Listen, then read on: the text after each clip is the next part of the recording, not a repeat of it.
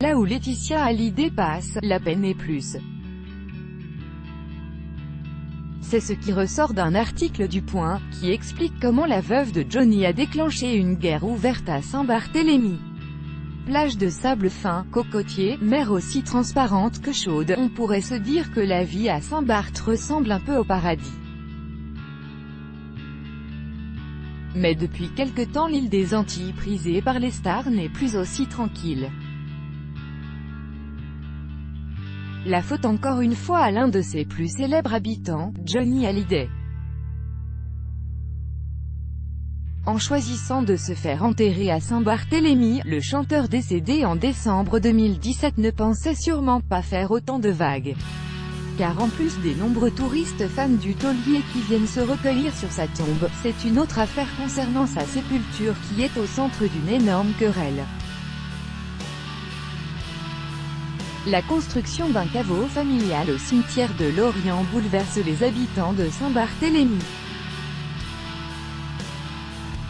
Car les travaux demandent d'importants aménagements et notamment le transfert de plusieurs tombes pour faire de la place au chanteur de Que je t'aime. Chose qui ne passe pas auprès de certains comme le révèle le Point. C'est notamment le cas de Richard Hallyday.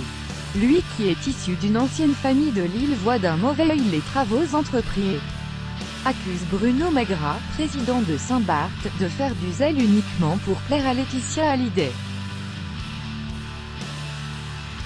Le président de Saint-Barth en guerre contre un habitant de Lille. Selon lui, Bruno Magras a en effet signé un peu vite l'arrêté pour faire transférer les tombes d'Elisabeth Portelli et de son beau-père Anastase au cimetière protestant de Public, érigé lorsque l'île était sous domination suédoise. Pour certains, la décision est un affront à la volonté des défunts, qui étaient enterrés depuis plus de 150 ans au cimetière catholique de Lorient. La famille Portelli était en effet catholique et a même donné le terrain où trône aujourd'hui l'église de Lorient. Pour d'autres, c'est aussi la porte ouverte à une destruction programmée des cimetières de Saint-Barth. L'affaire prend d'énormes proportions à Saint-Barth et une guerre ouverte s'est déclarée entre Bruno Magras et Richard Hallyday. Un email agressif envoyé par le président de Lille à son opposant a été dévoilé.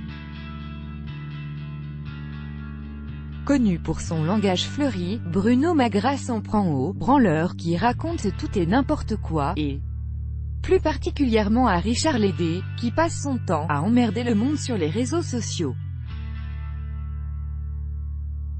Le politique rappelle aussi que le réaménagement du cimetière de Public remonte au début des années 1980. Une nouvelle occasion d'envoyer une pique sévère à son ennemi, qui pissait, encore dans sa culotte.